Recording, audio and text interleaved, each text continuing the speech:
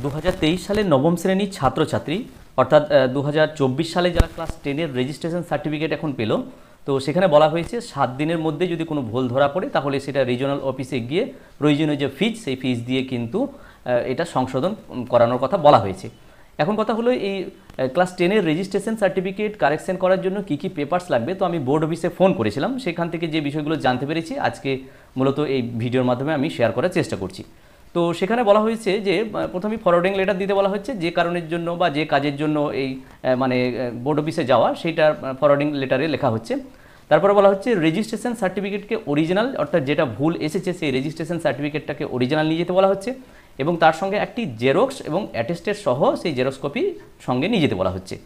এরপরে আসছি, অ্যাডমিশন রেজিস্টারের জেরক্স কপি করে সেটাকে অ্যাটেস্টেড করে নিয়ে যেতে বলা হচ্ছে, অর্থাৎ ওই ছাত্র বা ছাত্রী যে বছর যে ক্লাসে ভর্তি হয়েছে ওই বিদ্যালয়ে, তো সেই অ্যাডমিশন রেজিস্টারে সেই পাতার জেরক্স করে সেটাকে অ্যাটেস্টেড করে নিয়ে যেতে বলা হচ্ছে। তো সেটা করার সময় দেখে নেবেন যে সব কলামগুলো যেন ফিল আপ করা থাকে, এবং হেডমাস্টার বা হেডমিস্ট্রেস যিনি আছেন বা হেড অফ দ্য ইনস্টিটিউট, ওনার জন্য সিগনেচার বা বাকি যে কলামগুলো থাকে সেগুলো যেন সব ফিল আপ থাকে, সেটা জেরক্স এবং অ্যাটেস্টেড করে নিয়ে যেতে বলা হচ্ছে।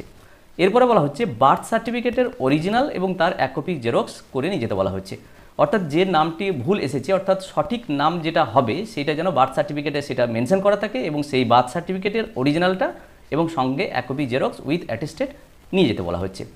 এরপরে কারেকশন ফর্ম একটা আছে, আমরা জানি লম্বা কাগজে লাল রঙের অরিজিনাল, সেই ফর্মটা জেরক্স হলেও হবে। তো সেই জেরক্স করে সেই কারেকশন ফর্মটা কিন্তু ডিউলি ফিল আপ, অর্থাৎ ফিল আপ করে নিয়ে যেতে বলা হচ্ছে। যে ফর্মটাই প্রথম দুটি পাতা আছে, প্রথম পাতার শেষের দিকে ফর্ম 2 থাকবে, অর্থাৎ কী ভুল আছে এবং কি হবে সেটা লিখে মেনশন করতে হয়, এবং উল্টো দিকে ক্যান্ডিডেটের সই এবং তার যে গার্জেন যিনি আছেন ওনার সিগনেচার, এবং সেই সঙ্গে হেড অফ দ্য ইনস্টিটিউটের সিগনেচার থাকে উল্টো পাতায়। সেই ফর্মটাকে সেই কারেকশন ফর্মটাকে ডিউলি ফিল আপ করে নিয়ে যেতে বলা হচ্ছে।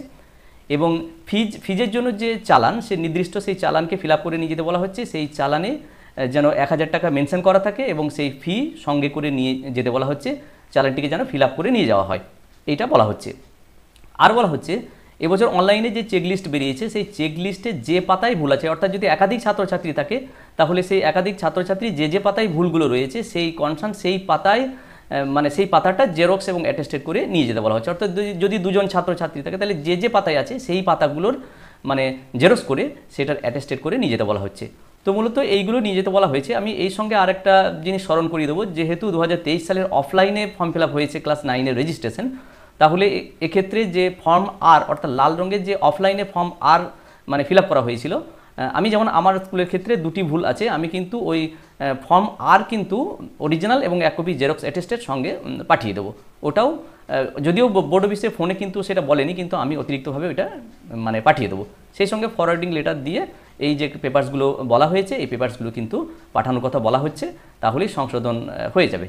তো যাই হোক, ছোটো ভিডিওটির মাধ্যমে আমি এটা শেয়ার করার চেষ্টা করলাম যে কী কী পেপারস মূলত 2023 সালের 9-এর রেজিস্ট্রেশন, অর্থাৎ এখন যারা 2024 সালে ক্লাস 10-এ পড়ছে তাদের রেজিস্ট্রেশনের কারেকশন করার জন্য যে প্রয়োজনীয় পেপারসগুলো লাগার কথা, যেগুলো আমি জানতে পেরেছি, আমি সেটা এই ভিডিওর মাধ্যমে শেয়ার করার চেষ্টা করলাম। যদি ভিডিওটি কাজে লাগে এবং ভালো লাগে তাহলে অবশ্যই লাইক, শেয়ার এবং কমেন্ট করবেন, এবং চ্যানেলে সাবস্ক্রাইব না থাকলে চ্যানেলটি সাবস্ক্রাইব করে রাখবেন। সবাই ভালো থাকুন, সুস্থ থাকুন, ধন্যবাদ।